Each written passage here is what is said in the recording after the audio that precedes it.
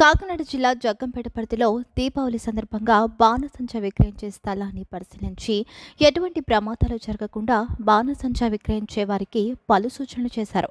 అవగాహన కార్యక్రమంలో Peddapuram DSP Srihariraju, MRO Ramesh Babu, Jaggampeta CI YRK Srinivas, fire సిబ్బంది ఎంజి రత్నరాజు ఉన్నారు.